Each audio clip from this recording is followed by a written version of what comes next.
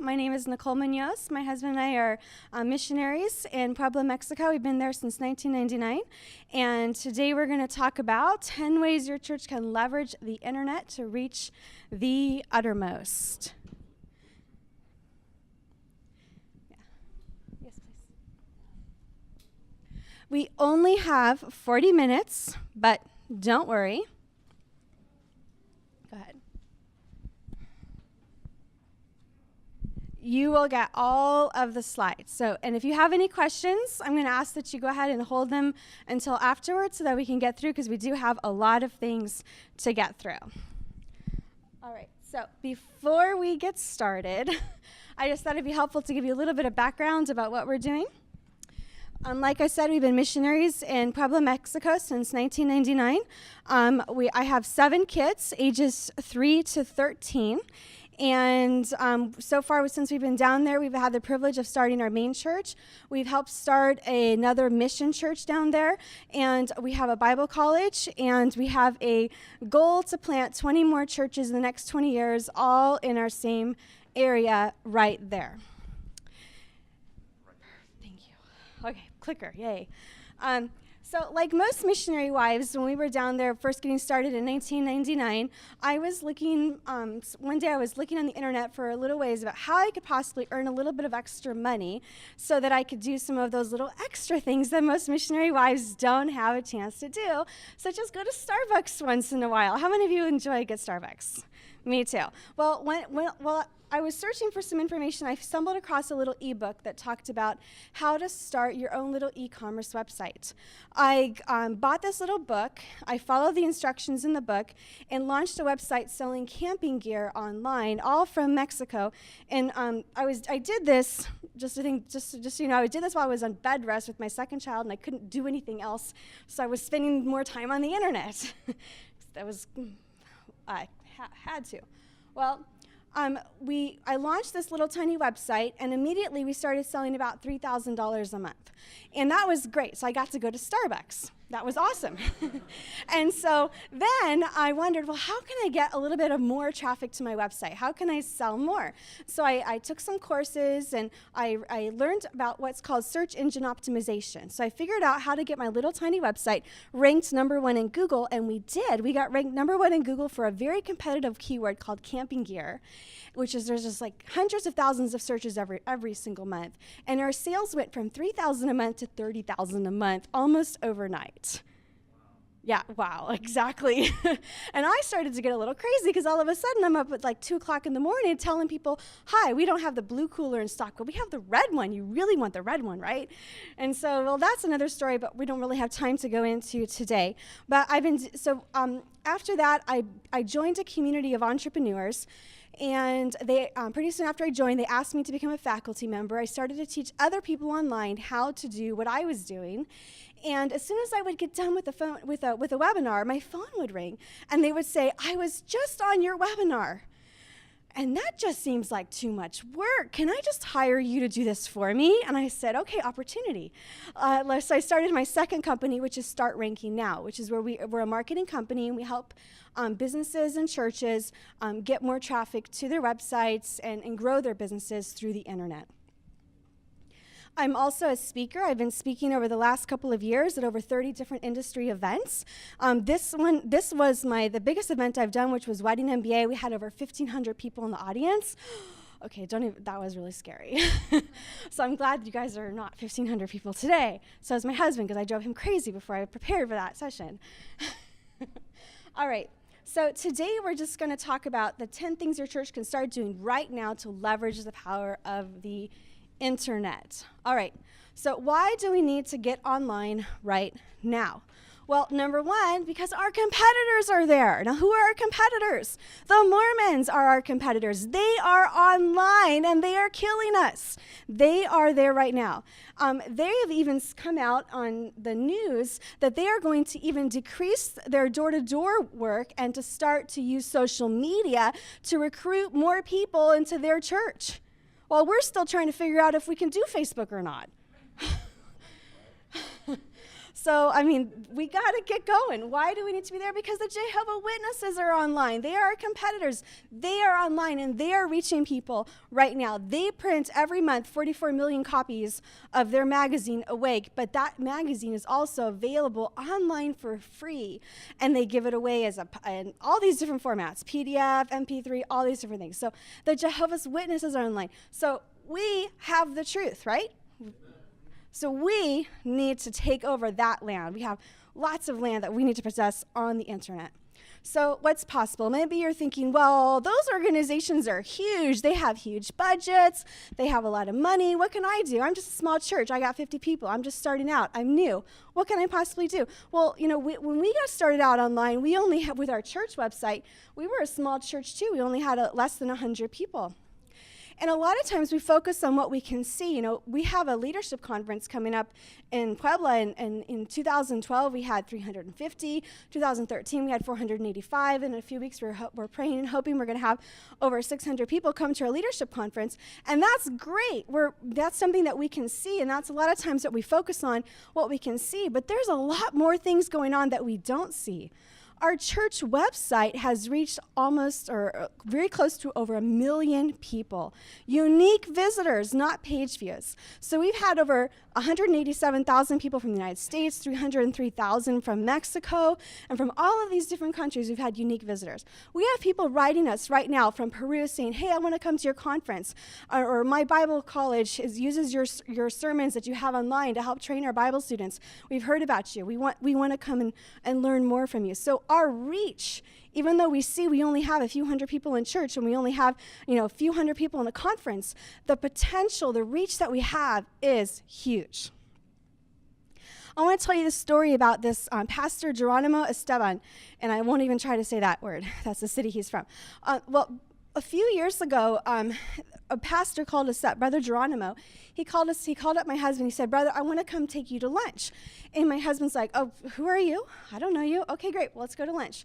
So he took him to lunch, and he told him this story. He said, for the last 30 years, my dad has been pastoring a Southern Baptist church, and we've been running 30 people for the last 30 years.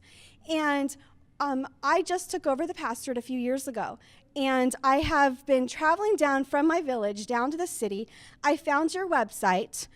I started to download the preachings, and I took them back to my teenagers in my church, and I've been playing the preachings for my teenagers. And because we've done that, we've started to go out soul winning, and now we're running 300. And this pastor's phenomenal. He's already planted, I don't even know how many other churches, and he's preaching at major conferences.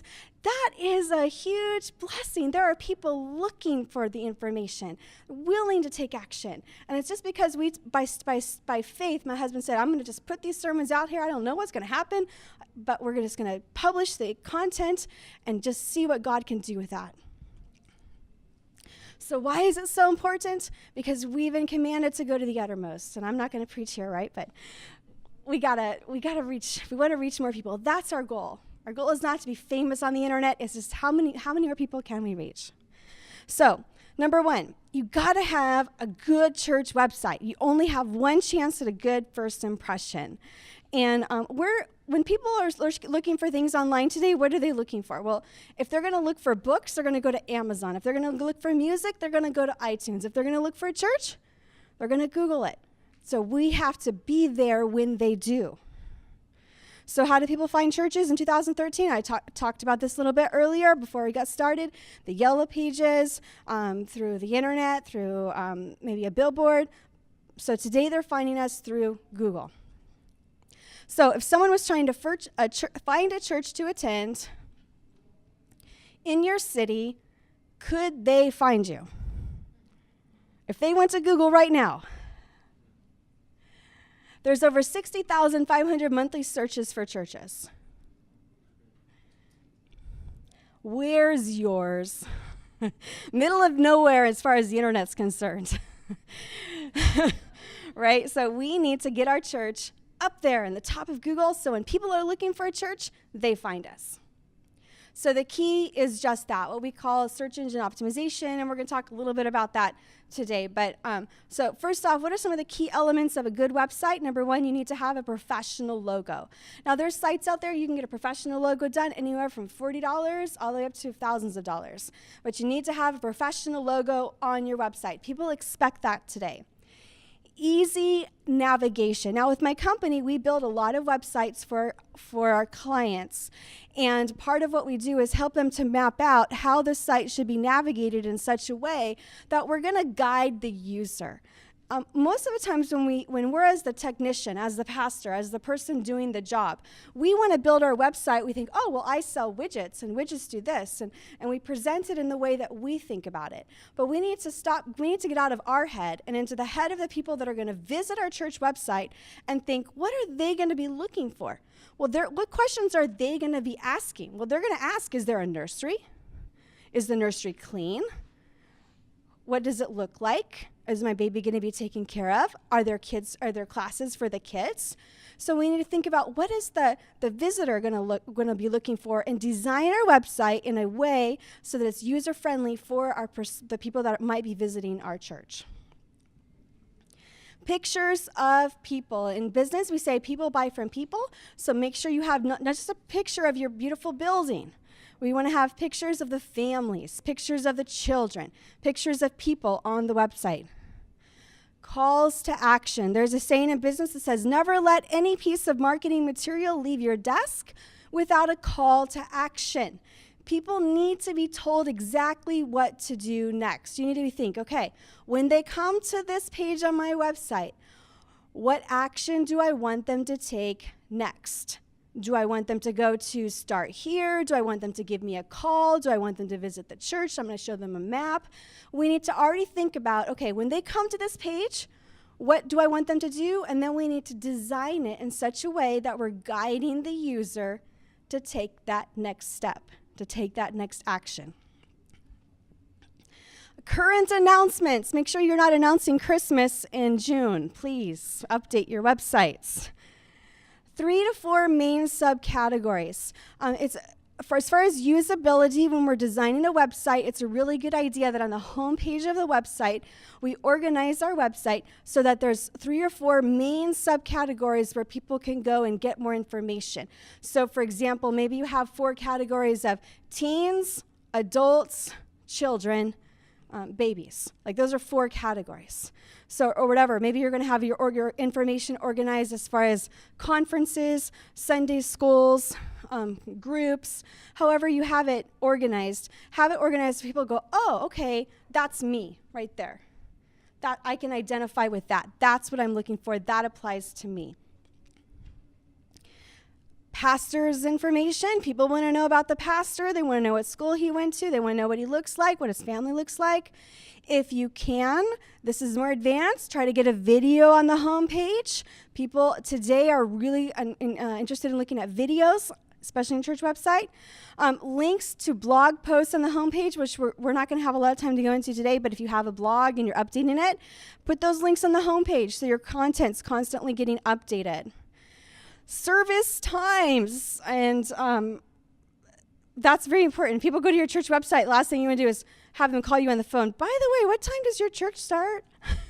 I was on your website, but and then of course in the additional navigation in the footer, and again, you're going to get a copy of all these slides. I'm going to show you how to get all this, so you don't have to be writing down all of these things here. Social media links, help them find your presence on Facebook and Twitter and other places. Multimedia links, and of course the address and contact info on every single page.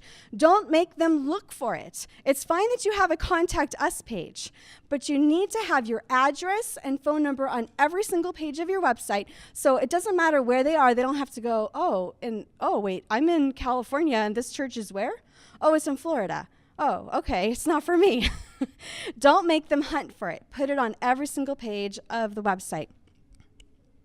All right, so that's step number 1, a well-designed website. Step number 2, we need to have an SEO-friendly website. And this is what's going to help our website to get found in the search engines in Google. So First off, what do I mean by that? Well, some people think that when I say that, if I ask them, can your site be found in Google? They'll say, yeah. I'll say, okay, tell me how. They'll say, well, if they put in templebaptistchurch.com, they can find my website.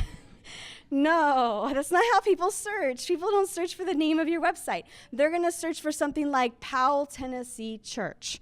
Church in Powell, Tennessee. Church in Knoxville. Christian church. They're not looking for an independent fundamental Baptist church in most cases. Sometimes they are. But usually they're just looking for a church. So we want to optimize our website for a little bit more generic terms. We do want to present that we're independent Baptists, but we also want to optimize so that people are just looking for a regular generic term of church, they can find our website. And does this work? Absolutely. In Mexico, we're not there yet. All right, so here's some of the different types of search results. We have paid listings, local listings. This is a listing from Google Maps, and these are the organic search results. So I'm going to talk about today how you can get here in the local listings and here in the organic search listings. So why have a church website? Well, 18,100 people search every single month for the word Baptist church. In San Diego, they look for churches, the word churches in San Diego, 880 times a month. Churches in Chicago, 720 times a month. People are searching. They're looking for it. So we need to be there when they're looking for it. I mean, what's easier? Knocking on a door and trying to convince people to come to your church that aren't looking? Or have your church website when people are looking and be there? Sorry. All right. So here's just 5 little simple things. Now, search engine optimization is a huge thing. I could talk for that for hours, but these are just 5 little simple things that we need to be paying attention to. So we're going to talk about these 5 things here. So first off, the title tags. Every single page of your website needs to have a unique title tag. And this is in the code. Your webmaster can help you with this. But you're going to have to tell your webmaster what to put in the title tags. You can't tell him, hey, I want you to put title tags on my website. He'll be like, yeah, what do I put? So you as the pastor need to do a little bit of research, find out the keywords that people are looking for. For example, church in Powell, Tennessee. Independent Baptist Church in Powell, Tennessee.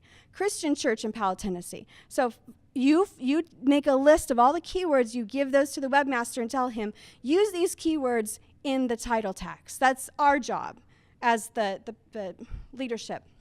It's less than 65 characters, and again, every page must have a unique title tag. For the home page, at least, you can just make it simple. Church name, city, state, and then pastor. Description tags. So your description is also what's going to show up in the search results. So right here, where I see this, Temple Baptist Church, this is the title tag. And then down here in this area of the search results where it says Home of Crown College, this is the meta description tag. So this is free advertising, right? So if someone goes into Google, they're going to see this. You don't have to pay for it. It's free. So we want to make sure that our description tags are written in such a way that it's going to call the attention to the people. Oh, that's the church I want to go to. They have a children's ministry. They have this. They have this. This is our free advertising space. So that's in the description tag. Now, the proper way to write a description tag is going to be a benefit plus a call to action. So again, this is a short advertisement. We want to use keywords, and this does need to be unique for every single page. So benefits.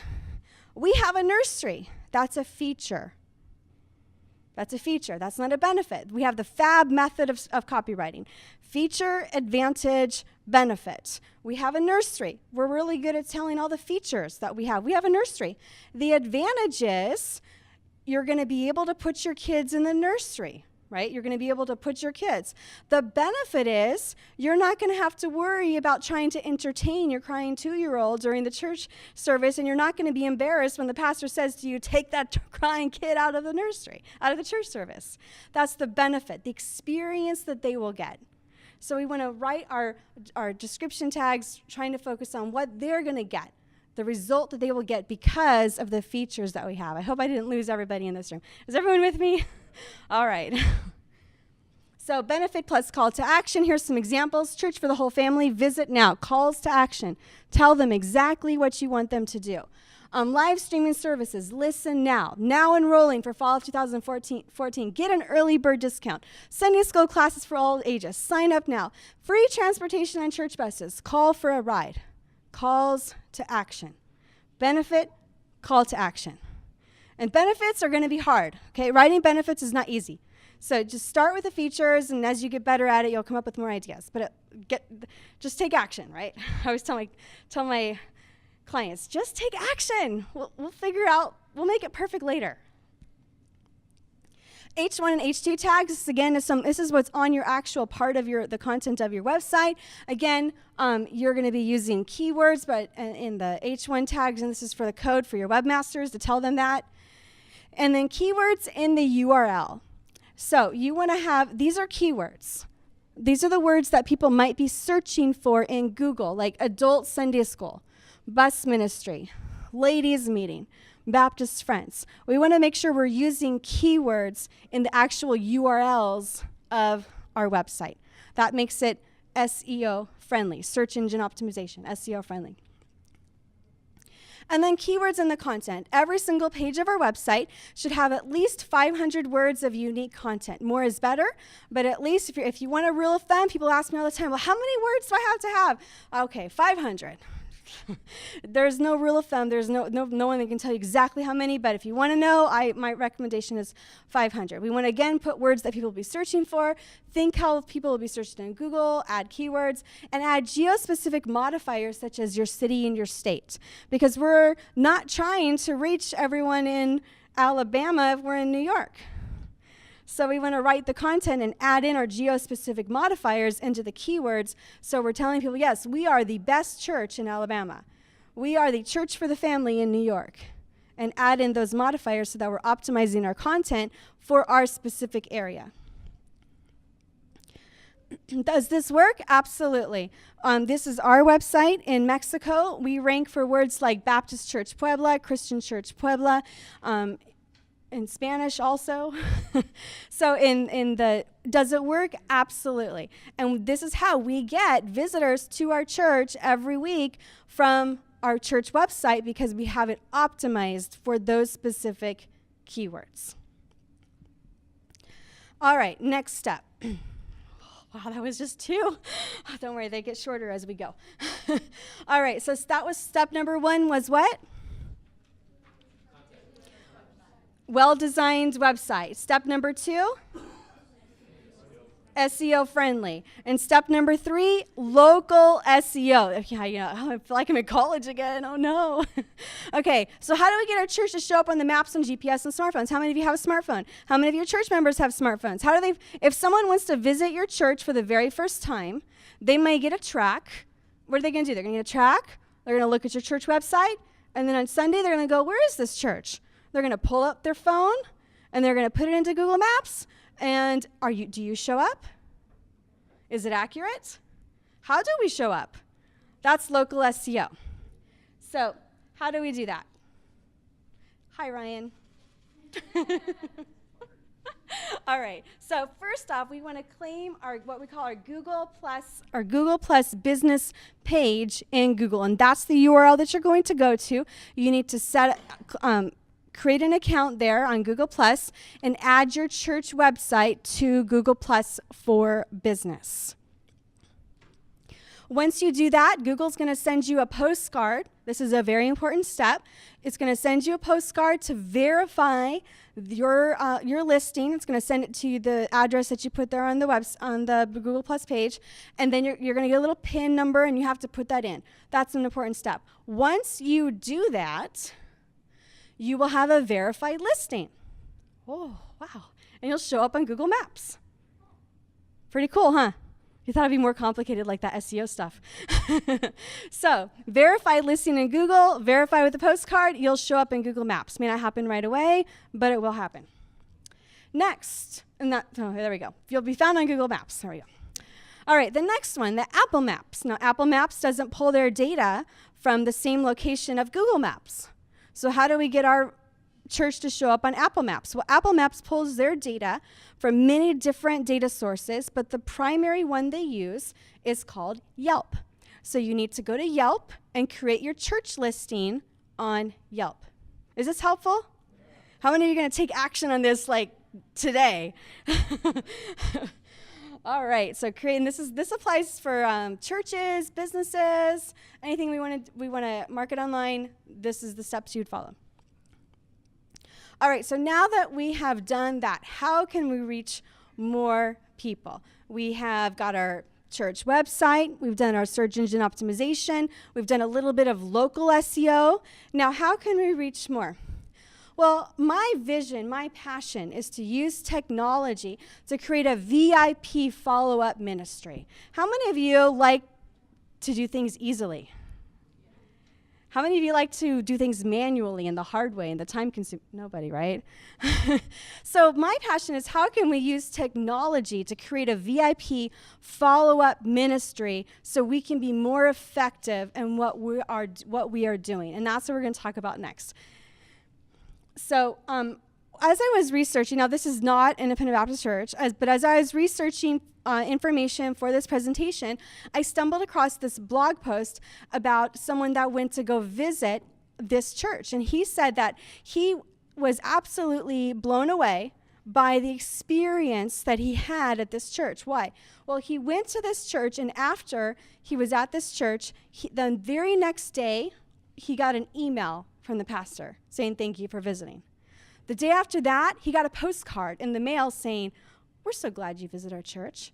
The day after that, he got a letter in the mail from the pastor saying, "We're so glad you visited." Then he had a phone call saying, "Hey, we're glad you visited."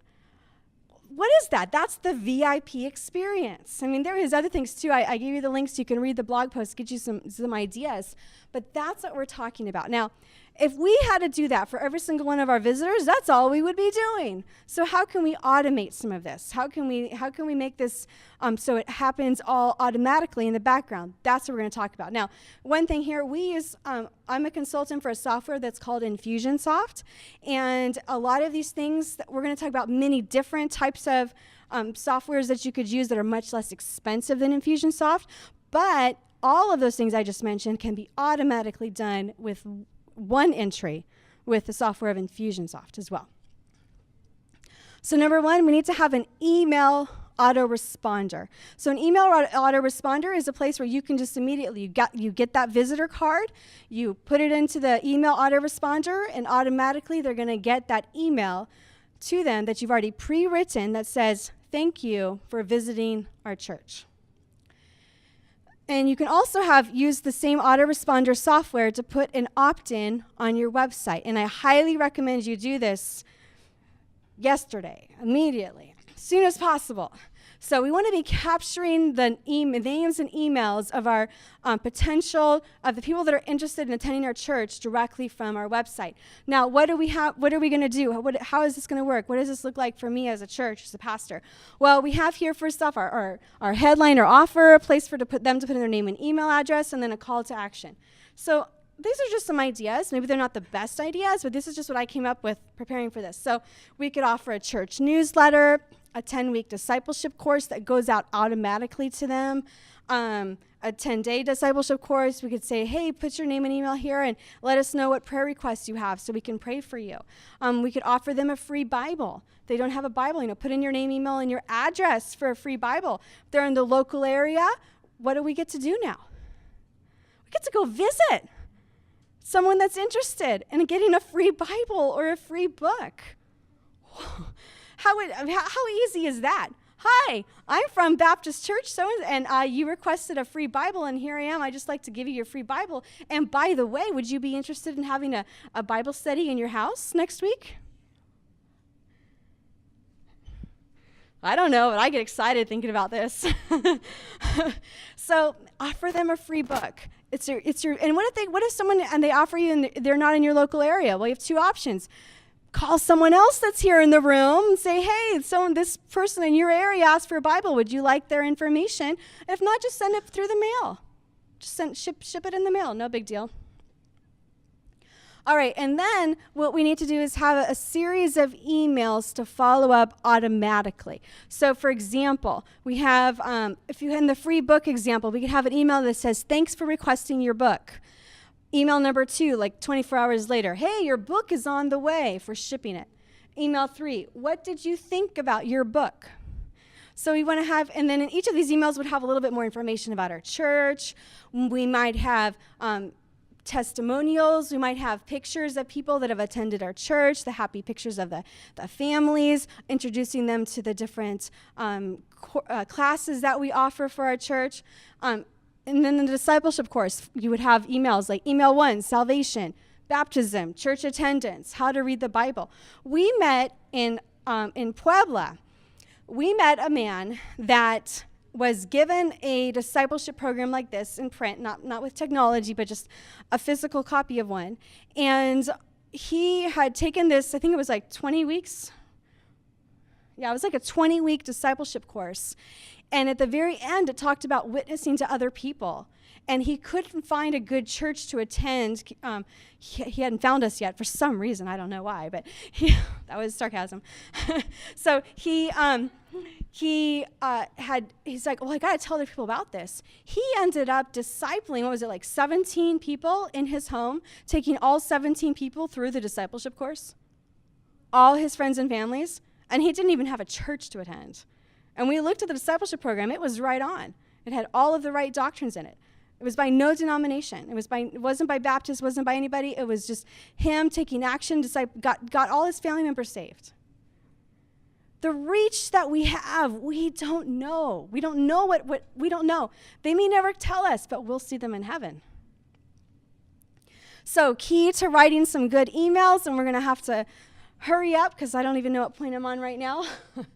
All right, you guys can read that later. Number 5, instant postcards. So there's services out there, Amazing Mail and Send Out Cards, where you can do postcards on demand. So you'll go into Amazing Mail, you'll design a thank you for visiting, you'll design a happy birthday from our church, you'll design whatever type of postcard you want. You can upload your Excel file of your visitors, and immediately they will send out that postcard for about $1.50 per family. You don't have to pre-order 500 postcards. You don't have to pay your assistant or secretary to sit there and write in all of the names and addresses that never gets done and never goes out because she's got a million other things going on. It can be done auto-magically. So, what kinds of postcards? Thank you for visiting, invite to special events, happy birthday, happy anniversary, invite to church anniversary, and Amazing Mail works in Mexico even. So missionaries don't have an excuse either. All right, number 6, Facebook. All right, this is my biggest pet peeve. Please pay attention. There's 2 types of profiles on Facebook. There's your personal profile, and then there is your business profile. So your personal profile is where you act as a person. You can add friends, you can like pages, you can participate in groups.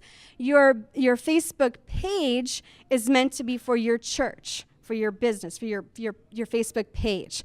And so this is where anybody can see all of the updates. You can have shared admins, you can own it, and you can give other people access to administer that page.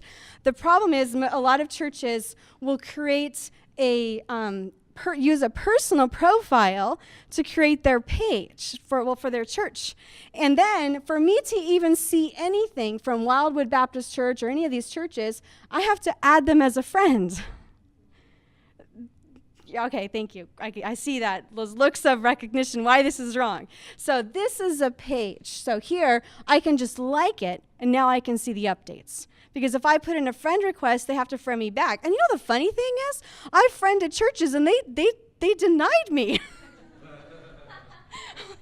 Why would you have a Facebook page as a friend and then reject friend requests? Does that make any sense at all? No, it doesn't. So that was my major pet peeve with Facebook with churches. So told. Okay, so this is where you're going to go, facebook.com/pages, and you're going to go here where it says local business or page and set up your page for your business, for your church. The next thing is you're going to want to have a sharp design for your Facebook page, for your church as well. Pictures of people. This is some of the same things we learned about the website design. Pictures of people. We have calls to action. We have our service times. We have our address. All of those things are incorporated into the design so people don't have to wonder, oh, where is this church at again? Oh, yeah, okay. It's where I'm at, or it's not where I'm at. Lots of updates. So Facebook, your Facebook page is like your virtual bulletin, your virtual church bulletin. This is where you can put up as many updates as you like. You can remind people, hey, are we going to see you? We're going to start in 15 minutes. Hurry up. All your updates can go right here. Likes, comments, and shares. So Facebook, just because somebody has liked your page doesn't mean they're going to see everything you post. So here we can see that we had 140 people that saw this post. This is from one of my ladies' meetings that I just did down there in Mexico. I like to have fun. So we have here only 140 people saw this. I paid Facebook $5 to promote this post about our conference that we're going to have in a couple weeks, and over 12,760 people saw this for $5. Okay, so you don't want to promote every single post because you're going to go broke, but you do want to promote the activities that are important to the church, big events. So here's some ideas for Facebook. Well, as an individual, again, groups are for individuals, but as an individual, you could create groups. For example, you have groups for staff, groups for church members, create groups for each Sunday school class, because our goal is to create community. Where people don't leave communities. Why did God leave the church? So we have a community of believers to encourage each other. And so they're already on Facebook. Even if you preach against it, they're already there. They're still there. They're already there. Facebook is what? The 6th largest country in the world? That was preached the other night. They're already there. So if they're already on Facebook and they're part of a group that's part of our church member, and if they're in a group, the updates in the group can show up more often in their profile page than even your Facebook church page. I hope you followed me. If not, you'll get the slides. All right. You can create an event such as Baptist Friends and encourage members. So every time you have a major event, like a missions conference, that's an event. You can create an event, and this is free. You can create an event on Facebook and invite all of your church members to this event and encourage them to invite all of their friends to attend this event. All right, increase engagement. So that 160 number that I showed you, that's the normal that people see, I want that number to go up. I want more people to see my posts without having to pay for it. How do I do that? I need to get them to engage. I need to get them to ask questions. I need to have them make comments on the posts that I make on my pages. So how do we do that? We need to ask questions. Respond to every person that posts a comment. Go ahead, moderate and delete the trolls. If someone starts posting something crazy, just delete them, message them in private and say, this is our church thing. I'd be glad to discuss this with you privately. I do that all the time. I've even deleted comments from pastors. They get mad at me, but that's okay. Study what's working for others and do it better. I don't like controversy. Like, if you're going to argue about music, do that on your own page, not on mine. So anyways, study what's working and for others and do it better. But you can be controversial. One of the things I'm doing right now on purpose is on my personal profile is I'm posting controversial things because I'm going to be launching a new course called Christian Business Owner Success Academy, and I want to pull out all the Christians. So I'm posting things about the end times, and I'm getting all these people arguing back and forth, but I'm being controversial on purpose. So when done the right way, you can do something a little controversial where you get people's opinions because, hey, I don't know, but do you believe in homeschooling? Do you homeschool? Oh, people are passionate about that. You'll get engagement. So be strategic about it, but anything we can do to get comments. And pictures. People love to see themselves on Facebook. They're going to see the pictures of the events, of the ladies' meetings. They're going to tag themselves. You're going to have more engagement.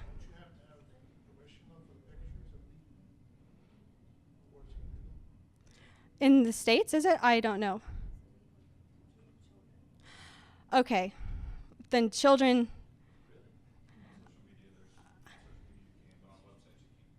Thank you, Glenn.